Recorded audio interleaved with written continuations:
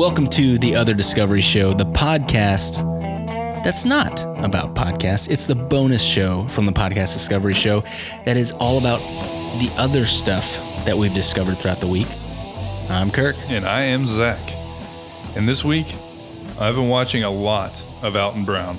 Yes, you have. He is the host of Good Eats, so I've been a fan for a long time because that show, I love the idea of making everything science-based and like practical, and his fanatical resistance to any multi or single tasker is what he calls it. Anything that has one specific use, he hates it and he won't do it. He'll find something else that you can use for multiple things, and he's not going to have one thing that does one thing in his kitchen. So I like him in general. And since everybody has been locked down, that includes Alton Brown, and luckily he does have Good Eats Reloaded is coming back. They had already finished recording, but he has this whole amazing kitchen and a whole amazing studio set up for just Good Eats and doing these crazy productions, really. Yeah, there's a lot to it. But since they're shut down, he has been putting out a lot of content.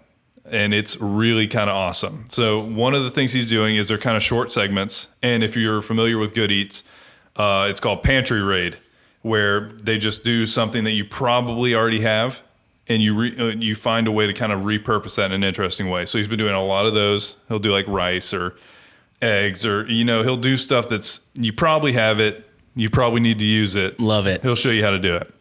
And the other thing they're doing, him and his wife are doing something called Quarantine Kitchen. And it is hilarious because, I don't mean to blow up their spot. It seems like they have a couple drinks and they start live streaming and they make dinner together.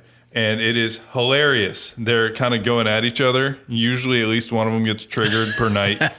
And just by saying something, Kirk saw one time where his wife said something about Waffle House line, or no, he said something about Waffle House. No, but then she denigrated their character, and he just looked at her. He's like, "You don't say that about Waffle House cooks. They're so good." Some of the best cooks that I've ever met in my life started out as Waffle House cooks. So basically, it's two people that are quarantined off making dinner together. But it's Alton Brown. He knows how to like actually make dinner, and he still has like every once in a while he'll go into a whole thing about here's why this is doing this, and he'll go into the science of it. But then he's like drinking bourbon, and it's just live stream, so he can tell you what kind of bourbon he's drinking, and he can tell you brands that he likes, and he can tell you all of this stuff that feels weird. And he can tell you about what kind of champagne he just broke. Yeah. Oh, yeah. He tried to saber a champagne bottle, and it went exactly like it did. I think he's tried to do that before, and he did the same thing. It just exploded. And no, it was a twist off. It like, you're supposed to saber champagne bottles that have a cork, I think. So it just like launches the cork. He did it with a twist off. So it's like trying to saber open a beer. So he took a freaking machete and chopped the top off his champagne. It didn't work. But my favorite part about that, because you were watching during lunchtime and I'm eating a salad or whatever right next to you, and I just like busted out laughing because it's hilarious, is it scared the crap out of his dog. And then he showed his dog in the corner like terrified, like... Her name is Scabigail, and she never moved one more time that entire episode. What kind of, is it like a, is it a, it looks like a Frenchie. Like yeah. I can't tell. I mean, if you want to find out more, she has 34,000 followers on Instagram. But yeah, it's a really, really great show. They usually will show you how to make, the most recent one they made breakfast because it was a Good Eats marathon coming up on the Science Channel. So they made coffee and breakfast. So they weren't drinking, supposedly. They could have spiked it, who knows. But they'll show you how to make a cocktail. They showed how to make like ginger syrup, so you can make your own ginger ale with that syrup plus club soda. And they were doing it for, they made a cocktail that was essentially bourbon and like a ginger syrup. But if you want to see Alton Brown uncut, like it's different. It's not anything like Good Eats. It's different because they're clearly drinking, and it's really funny, and I highly recommend it. And it's great because you also learn something, but it's really funny. It is good. Like you've been watching it during your lunch breaks, and I'm usually eating lunch next to you and either editing or doing something, and I can hear it and watch it. And you're like, hey, you got to see this. I'm like, oh, that's pretty funny.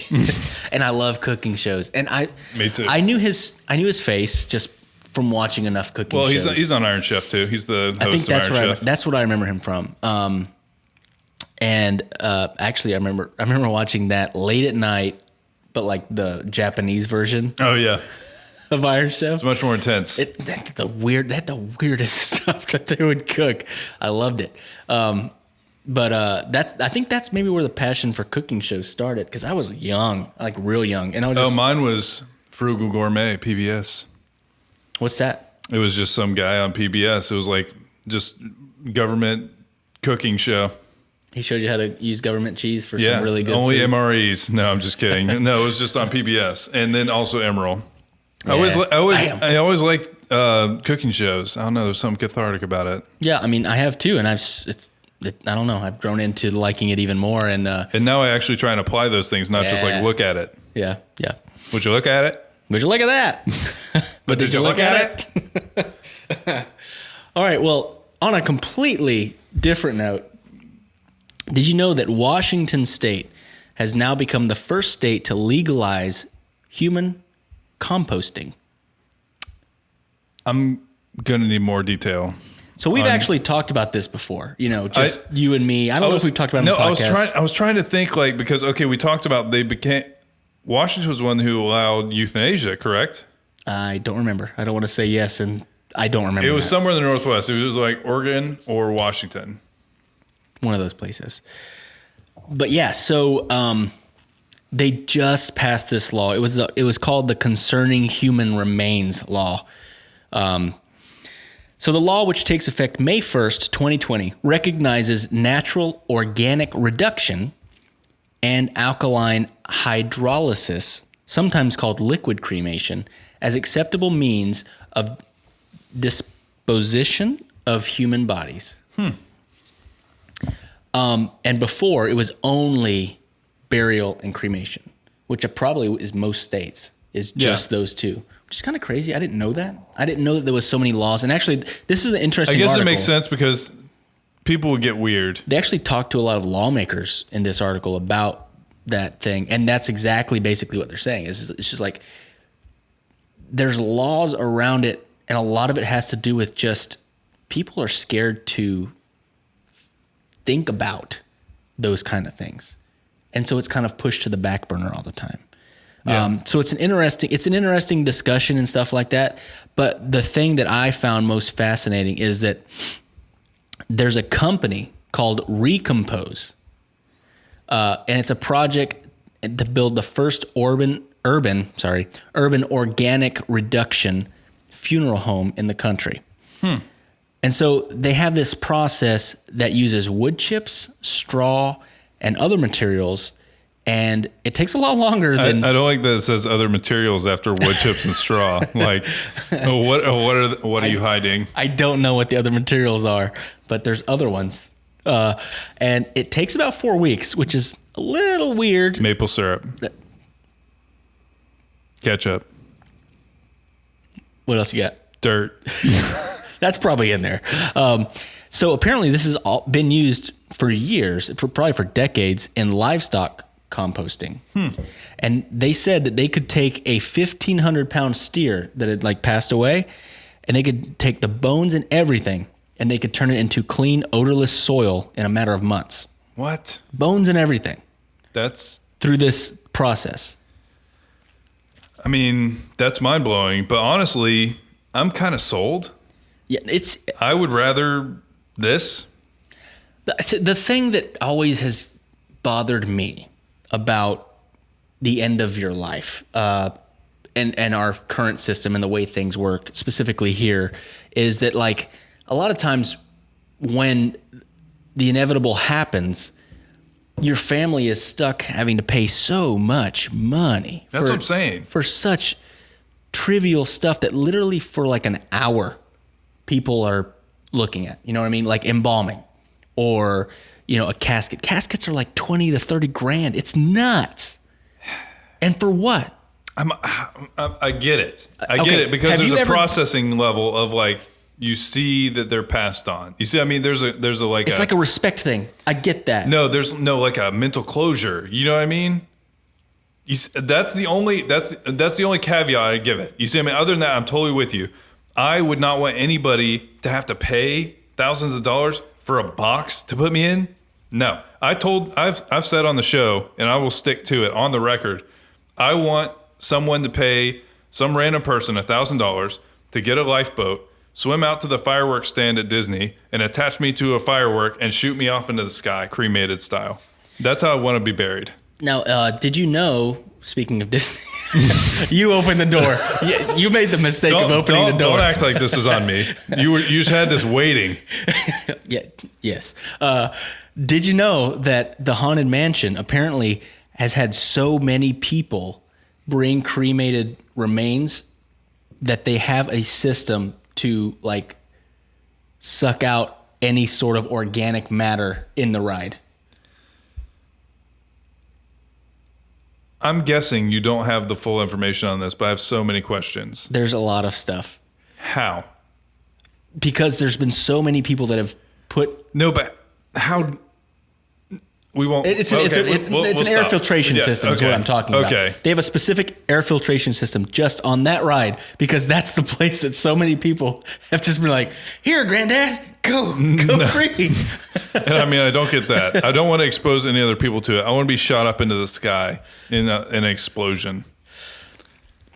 So in this article, they talked about how they designed and managed a plot study of the process in the summer of 2018 with the remains of 6 terminally ill people who supported the recompose idea, and they donated their remains for that research.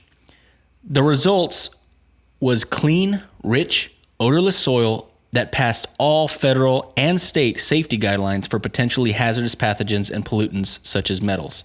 And that later on in this article, they talk about, you know, the litigation and the lawmakers and stuff like that. And they were saying how a lot of it has nothing to do with like, there's most of the time, about 98% of the time, the laws aren't to protect people from pathogens and pollutants and stuff like that. Mm-hmm. It's just one of those things that when it gets brought up, even on the, you know, state and even federal level, everyone just doesn't want to talk about it. It's just a weird thing. You know, death is just so weird. Yeah, and I mean, there's a lot of religious ties. There's a lot of cultural ties. There's a lot of things that the traditions are based on things that are important to people, and so it's hard to even kind of get that discussion rolling without stepping on people's toes.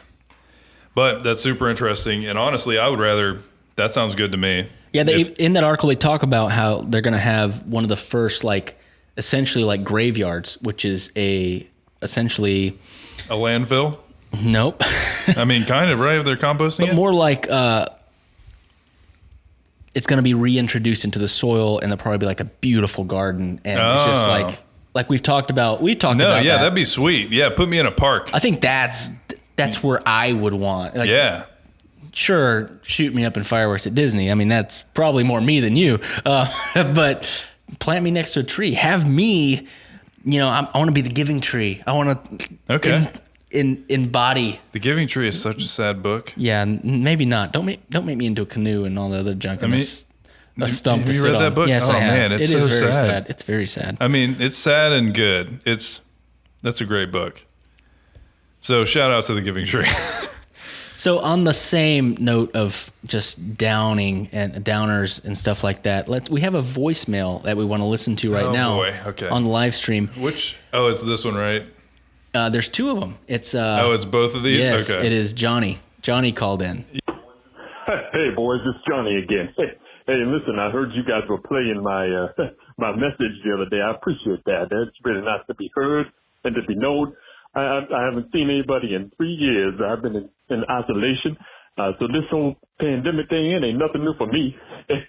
So anyway, I got a couple tips for staying sane while you up in your house. Hey, you know what I'm saying?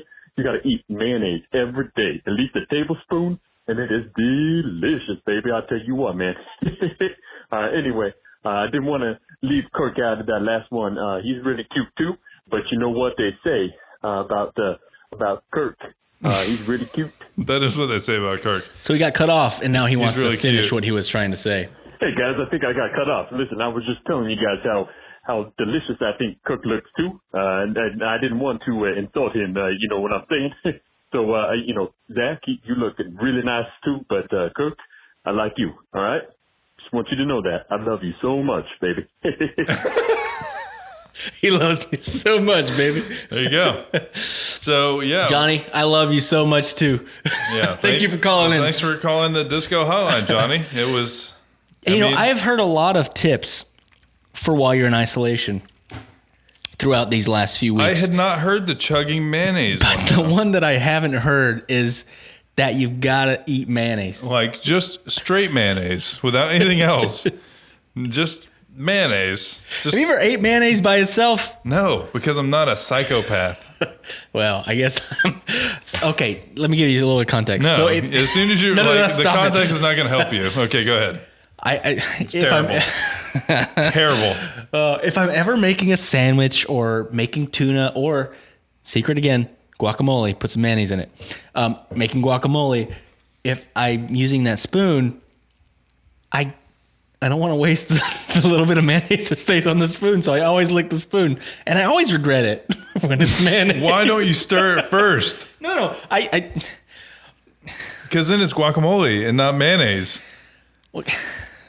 Because I don't want to get the guac on the spoon yet, because I don't know till later if it's enough mayonnaise in there. You know what I mean? I want to dip that guac spoon into the mayonnaise. No, I don't know what you mean. I'm lost. I lost you. I'm lost on this process. But anyways, this is just a PSA basically. Don't just eat mayonnaise on a spoon. At least I don't appreciate it. But our callers say that it is going to get you through quarantine times. So maybe try it. I'm not going to because I hate it. But Kirk loves it. I didn't say I loved it. I always regret it every single time. I did that also with Crisco, and I didn't like that one. Crisco? Just shortening? Okay, man. You got to let that wasting stuff go. It's not wasting shortening to lick the shortening spoon. That's disturbing. It's just fat. It's only fat. It's like, oh, I got a little bit of olive oil on the spoon. I better lick it off. I don't want to lose that. In there. Kirk, stop just eating all the shortening, man. Stop eating all the fat off your spoon. It's fine. Chris DeVos. Oh, look at Chris. Chris is just... Why is it that on my ridiculous... We have so many screens that are playing everything, and somehow that comment's not in here. Now I'm... So, yeah, this is Kirk making guacamole, tuna salad, chicken salad. Making a BLT. He's just eating mayonnaise off a spatula. So, I mean, that's just the life he lives, and that's because he doesn't want to be wasteful, and I respect that. So one thing I discovered this week was a Reddit thread about good time-wasting websites. And let me tell you, there was some great ones on here.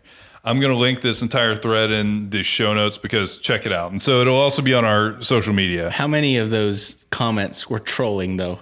No, they weren't. Really? Like, it wasn't really bad. I mean, obviously, I guarantee there's one that said Pornhub. I don't know if you need to, like, cut that, but, like, I guarantee there's one that just said porn. That's what I assumed would be every third comment. No, but that's too easy. You know what I mean? Too easy. That's the cheap way to do it. No, but, like, okay, there's one called rave.dj. You pick 2 songs, you copy and paste their YouTube, Spotify links, and let an AI try and mash them up. So you try and just see what it would be like to combine 2 songs. That's a thing? Yes. That would be fun to do. Airwid.org. So basically any single drug that has ever been in history, regardless of like anything, stupid, like glue, spray paint, doesn't matter. Anything that people use as a drug, there's a literal Wikipedia page on it about the legal stuff of it, about anecdotal stories, about side effects, symptoms, everything. It's a whole weird thing. I'm just reading through this list. There's a site that chooses a random spot on Earth each time you refresh and shows the Google Street View of it. Spend hours planning all the trips you'll never take.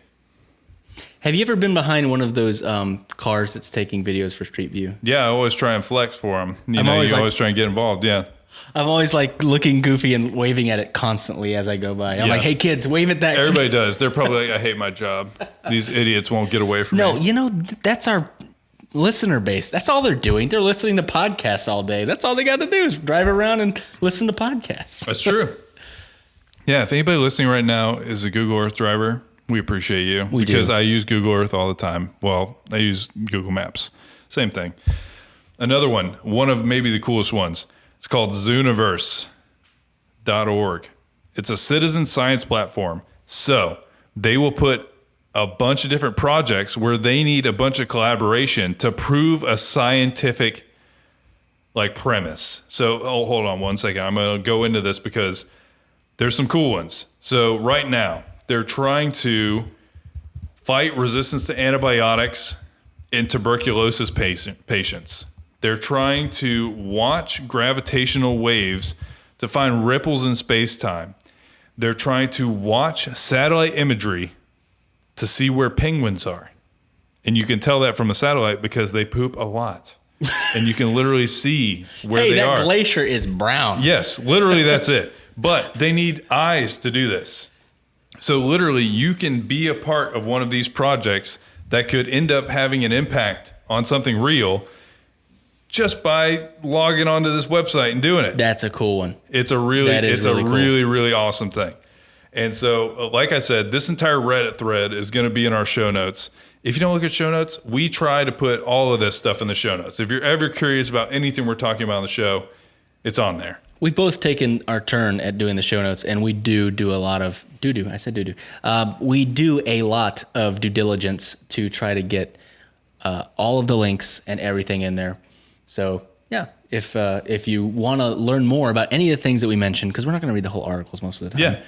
You click on the links. Yeah, no, and a lot of times we'll throw in extra stuff that we should mention. So yeah, check out the show notes.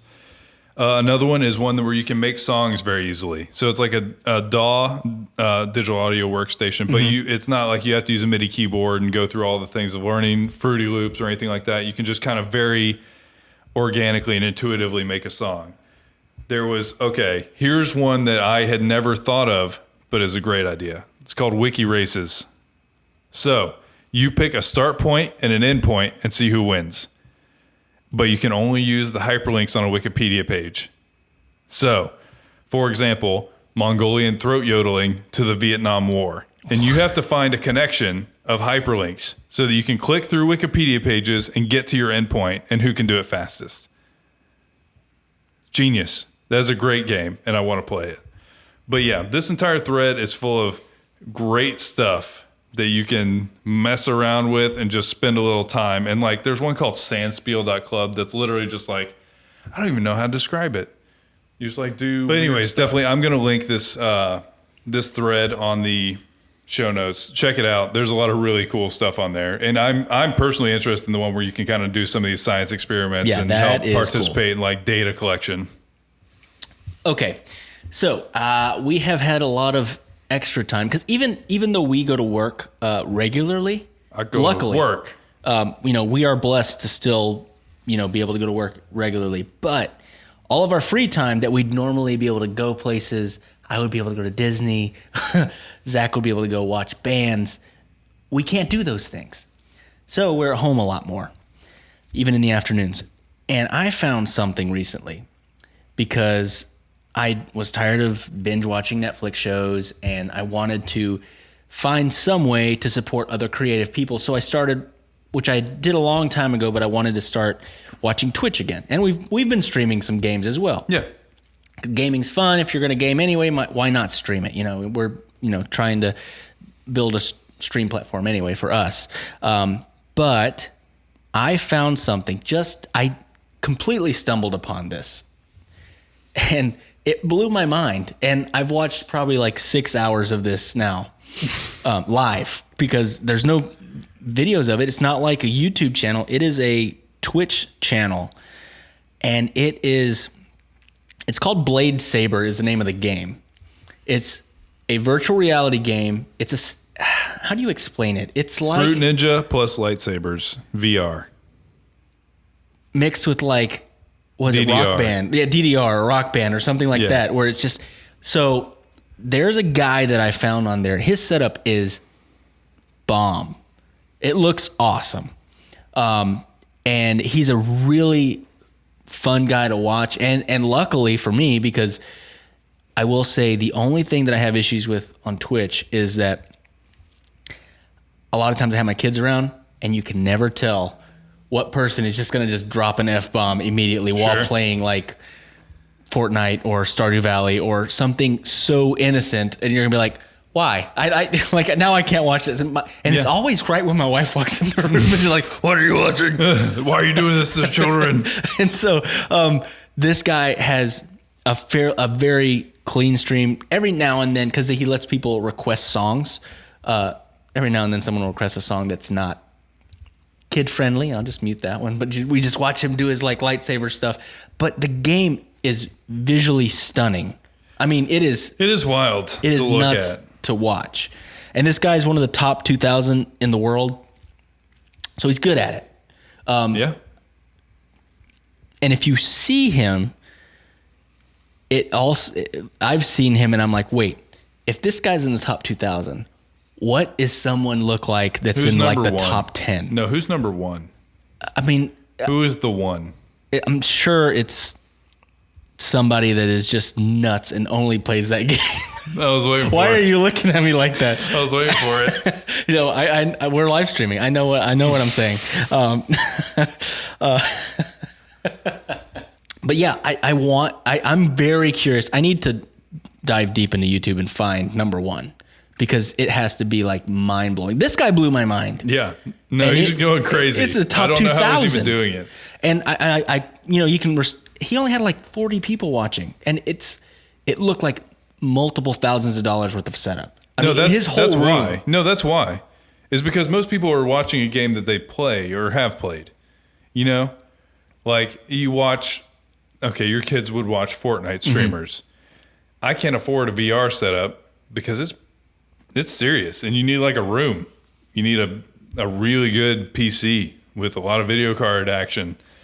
So it's something that I haven't ever really streamed VR stuff because I don't have any context of what the VR games are. And it's funny because I've seen some other people in chat, they're talking about like, hey, what do you use? Like, what is this even platform on? And see, that's what I'm saying. And if you look at his description, it's like 5 different things because it's like, I use this video card, this piece is just like he built this. He's a coder is what he is. Like I've followed him on Twitter. Is that how you were talking to him? No, through Twitch chat. I mean, that was the beauty of it is he's doing such an amazing thing, but because it's Twitch and like a live stream, you can interact with him. Yeah. And because he had so few people, I mean, he was responding to everybody. Super honestly, nice. And that's what I love about live streams is that you can respond to people real time. You can get real responses. And yeah, every now and then you'll get a troll. Richie. No, I'm just kidding. But it's so fun. But this guy's channel is his name is Subtracticat. We'll put the link in the show notes. You can follow him on Twitter. But please, he streams Blade Saber on Sunday nights and Wednesdays. Sundays he starts at 2 p.m. Pacific time. So it's like, you're serious. You're on this. Let's go. Yeah. So. And I think that he starts at like 9 o'clock Pacific time on Wednesdays. So yeah, I started watching at like 9 11. a.m.? No, 9 p.m. Oh, okay. So it's really late for us. My wife's asleep. My dog's asleep next to me. And I'm just watching this guy on my phone. I'm like, this is nuts. And I could not watch it. It's so crazy to watch. It is something to watch. It's crazy. So tune into his channel, support him. Yeah, check him out. If you go and you watch his channel while he's live, say that you heard it from the Podcast Discovery Show because I'll probably be in the chat as well. Definitely, Kirk's gonna be there every single time he's streaming from now on. So just say hey to Kirk. Like, he's actually streaming right now, but on Fridays, he streams like basically it's like karaoke. It's Twitch Sings. I'm not gonna lie, it looks really cool, except for that I'm terrified of karaoke, and this sounds even scarier because you're streaming to a bunch of people that probably aren't as drunk as if you were at a bar. You say that, but everybody's quarantined. Everybody's drunk. I have worked under the assumption that every person that is above drinking age is drunk right now across the United States. And that's how I'm going to live my life that way for the next however long this takes. Yeah. But yeah, go support Subtracticat and say hey to Kirk in the chat. Say hey to me in the chat because I'll say hi back. Hi back. Yeah, he will. He'll say something. Our username is Podcast Discovery Show. So you'll see me in there. So for the last discovery of the week, On the last episode of Creators Cove, I talked to a local violinist named Nick Ewing. Love Nick. Yeah, I know you do. You got a free drink ticket from him. I was the woo girl. Yeah, we went and saw Mountain Horror Friends at the Attic, and Kirk gave him a nice woo after one of the songs, and Nick gave him a drink ticket and said, "Go get your drink." And he's like, "Okay, I will." And so he went and got a drink. But Nick is a great guy, and I haven't checked to see if the Tampa Sessions has put up the Dream Stream up there yet, but he was the one who kind of like hosted the Dream Stream. But I have a Creators Cove episode with him, and I talked to him about what would be a song that kind of highlights his music or something that was important to him. Because as like a violin player, you're usually not like the lead singer. You're not the lead of the band. You're just something that fills, like makes that sound rich. And so he recommended to me Drop In Pickup. And the song is Compunction. So as always, we would love for you guys to follow us on YouTube, Spotify, rate and review on iTunes. Any way you can get in touch. We'd love to talk to you. Free t-shirt. Yeah, free t-shirts with reviews. Free t-shirt from Richie. Amazingly made t-shirts. Like, okay, for if anybody's just watching this part of this, here we go. Look at what Richie's done. Brands and Empires, right there. Looks amazing. Free. Leave a review. Leave your shirt size. You got it. Anybody who's listening right now, wherever you are, whatever day this is, we are usually live streaming these episodes. The reason why we're doing that is because we feel like podcasts are impersonal on the communication side. Yeah, we love podcasts. Yeah. But you can't, when you're listening to a podcast, typically you can't talk to who's recording the podcast. We wanted to try and find a way to address that. So we live stream these episodes because we have chat. We have something so that while we're recording this, if you have a thought, you can let us know what it is. If you have a new discovery this week, you can let us know what it is. And so we would love if you would join us on one of these live streams, because literally that's all we want to do. We want to just connect with you guys. Yeah. We want to connect with who's listening. Yeah. I mean, I don't know how many times I've listened to a podcast and be like, wanted to scream something or tell them like, hey, I love what you're doing, or I have an answer to what you're asking questions on because you don't remember right this minute. And it's just like, having that ability to interact is great. Yeah, having Chris DeVos post a GIF of someone eating mayonnaise with a spatula is exactly what we hoped for when we were live streaming this. It's our dream come true. That's exactly what I hoped for when I told you how I knew licked that, the spoon. Like, seriously, Kirk, I saw him licking his lips as soon as he saw the GIF. He's like, oh, I could go for some mayonnaise off a spatula right now. See, now you're playing to the podcast audience because they didn't watch this, so they can only hear what you said. Check the tape. Check the tape, viewers, people who are watching right now. See, look at this. It's just because he's thinking about mayonnaise. That's all it takes. But man. In general, we would just love for anybody to get in touch with us, because we felt like the way to take podcasts to like that level where we'd want to be at is we want to just have that communication with anybody who's listening. And so, yeah, check it out. Yep. And I guess we will talk to you next week.